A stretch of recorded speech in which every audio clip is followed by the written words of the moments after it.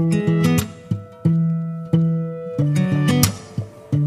evening, hello students. Today we are going to finish the topic vectors, scalar and vector, which is grammar of the physics. In the previous lecture, I have covered up to resolution of vectors and how can you represent a vector in three-dimensional Cartesian coordinate system along with direction cosine. Now we will continue and come to a very important point which is to be discussed, that is position vector. This although we know the basic position vector, very important thing, this you will discuss in coordinate geometry also and solid geometry also, because in actual problems everything happens in space, in a spatial frame, in an XYZ plane. So again I have come to those points that we have already represented. This is a Cartesian coordinate system, XYZ three-dimensional, and we have already shown that, of course, a vector, suppose there is a velocity, we talk of velocity. And velocity may have three components which we have already discussed: Vxi plus Vyj, because a projectile can be thrown with a velocity, with an angle, making coordinate with the coordinate axis, and then this way we can represent this velocity vector in a three-dimensional coordinate system. Now, in some problems, in the same way, in various problems which we will discuss, like suppose you want to get the work done, that is the force acting. Okay, I'm writing that is the force acting on a point A and B. Now I am putting 2 points, and we want to get, so force, it will be represented by Fxi, because it is a three-dimensional, it has component of x, y and z, all the three. So now there are 2 points, we have got 2 points in the space.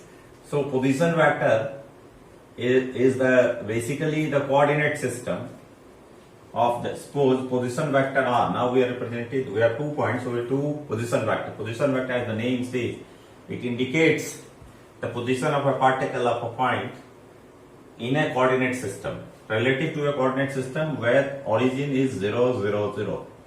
So position of this point is representative of a vector, because it will tell the direction. Suppose it is in the first quadrant, now it may be in the second, in the third. There will be 8 quadrants in a three-dimensional system, so it may be in all of them, first, second, third, fourth. So that's the position vector. So that's why the vector, that depending on the angle. So the position vector Ra will say, suppose this is Ra, so this is x1 and this is y1, and of course there is a point, so that will be a z1.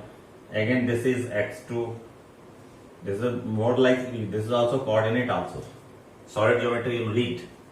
So Ra equal to, you can say the position vector x1i, because this is unit vector, plus y1j plus z1k, and Rb is x2i plus y2j plus z2k.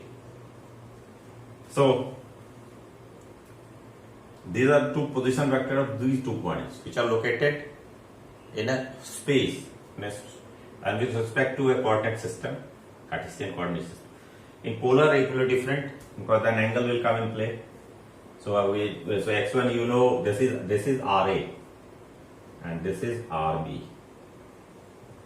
So now the next point. So you have already seen that every point in the space, the position can be described by a vector, that is position vector, and this will be represented by this one. These are of course the component, the projections as in a vector. So vectorial representation and the coordinate representation are. Now you want to get this, the question comes, and this here comes another term we will introduce, that is called displacement vector. because displacement is a vector quantity, so distance is not displacement, right? So now the term come is, we'll see displacement vector. As the name says, displacement is a vector quantity, but what will be the displacement vector? That is RAB. Displacement vector is RAB. You may have various so displacement vector. So we'll go, we have a triangle. So this is RA, this is RB, and this is RAB. So we'll go from tail to head. So what we'll do? We'll additional law of vectors will apply to this triangle AOB, suppose. So what will you write? You can write now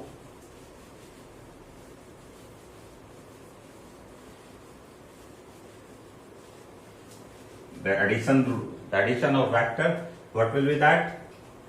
RA plus RAB, and this is the displacement vector, equal to RB. And so we get this displacement vector RAB, that is the reference point, equal to RB minus RA. Now this you can always use, suppose a force was acting at this point, having this vector representation, and it has been displaced from RA to RB. Now what will be the work done? These type of problems, if you understand this, then you can solve in a vectorial form. Otherwise, we'll know work done, and that will be, and that comes, and then we have to graduate to what? Multiplication of vector, which you have left. That's a very important. Now that the grammar and the geometry comes here, the algebra you call. So these two are very important things. That displacement vector and position vector, people along with unit vector, these are the three important terms which will describe the entire, I will say the entire physics. If you relate it, you can go to electrostat, you can go to gravitation. Everywhere there is a force, everywhere there is a vector involved, everywhere there is work done. Why? The potential energy. So these all are related. Any motion. So this comes to now multiplication of vector. So now the second part is multiplication, position and displacement we have discussed. So now multiplication. I'll discuss this in brief and solve some problems to show, because you all are aware, you must have read, for beginners also. And so as in algebra, so addition and subtraction, and so we can get now the multiplication of vector. So vector, there are two types, we all know. First is scalar product, scalar or dot product, and second is cross product, and that is vector.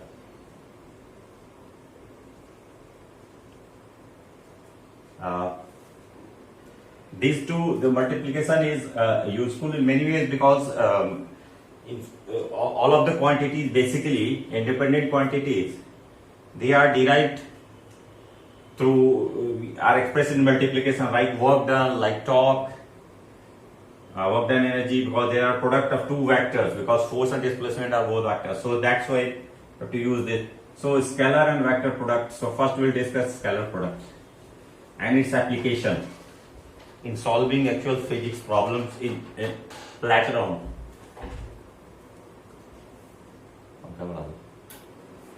So in the scalar product, suppose there are two vectors A and B, then if you multiply it, the scalar product says A dot B equal to mod A mod B cos theta. Of course, so two vectors at a point A and B having an angle theta, the shortest, smallest angle, will be represented by this one. So Now we'll go to applied part, to the application part itself here, because we have left previously where we have left that now there are two. What is the use of that? How can you use it in solving problems? So now you can say if two vectors are collinear, so what theta becomes 0. Okay, so A dot B equal to, if the angle becomes 0, A dot B equal to mod A mod B. Okay, so in collinear, that is a term, because we'll go later for cross product, but here we'll see. Now if they are orthogonal and theta is 90, if they are orthogonal, and what will happen? This is the use now. So in a plane, if two vectors are orthogonal, then what will happen? A dot with the dot product is 0. So you can get the nature of the vectors, like suppose in a triangle like this one. In a triangle you have vector A, B and C. So these are the three vectors. You can use those law also, but if A dot B is 0, then you can say this is perpendicular and this is hypotenuse. So this. Now the next important application is, suppose, which we all know, what is that? To get component. Now the most important is to get the component, like two vectors are, we have already seen the resolution of a vectors. Now see, two vectors A and B are there, and that is the angle theta. So many problems, or not so many problems, then you can use that also. Then you have to find component of A, component of vector A along B. Okay, so this type of problem, you suppose there is an inclined plane, that you can also see, because then you can get that there is an inclined plane, there is application is there. So what will you do? The dot product will come to your rescue here. You have to get A dot B equal to mod A mod B cos theta. So component of A along B is A cos theta, so we want to get this. So this is your component of A along B. So what will be that? So component of A along B, it will be A dot B. This will be used everywhere, and this is a very good application. Like this is mod A cos theta, precisely the component of A along B. Ditto for B along A. B along A will be B cos theta, so that then there will be only mod A. This will remain same, and this will become mod A. This is, you will find application in various problems. Like say in circular motion, or suppose there are two components of acceleration. One is radial and one is tangential, and the resultant is AR. So you have to find. You can get a question. This I suppose this was coming JEE. So if AR and A theta is given, so if you know, suppose AT and AR given, you want to find the angle, then you can get from this dot product, because AT dot AR mod AR, so you can get the resultant angle. Yeah. Then component of AR along AT, or component of AT along AR, that you can also get, because this is the angle, so you can put it here, because there the magnitude will not be, they will be written AR in some AN IJK form. Here the AR is written in, suppose A1I plus A2J, so that's why. And AR is radial, which is of course equal to V square by R, and AT will be dV by dt, that is different. And AT is, suppose, of course, now the question comes, if the position vector is given, a point is given, and it is acting in a certain direction, then direction cosine is also there. So you can get whether A1 is minus, or I am not writing that, A1 dash I plus A2 J dash, A2 dash J plus A3 dash K. So that you can get from this.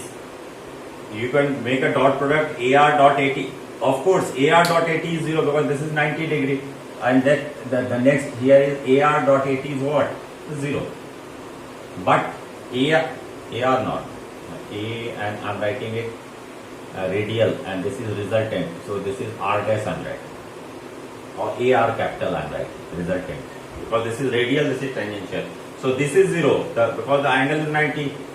Because at a particular point, the radial and tangential are, so but with the resultant, if you want to know the angle of resultant, so that then you have to use that dot product. The resultant angle A, you will put what? Resultant, if you want to get the angle component of resultant along, so that you can use one of those two vectors will be given, and you can get that third vector component of this along this. This angle is given, this and this are given, so you can get the component of AR along this. If AR and theta are given, then you can get this. If AR out of 3, there is a set now. So this set is AT, AR dash and theta. So out of 3, 2 are given, and then you can use this, and you can get the component along this.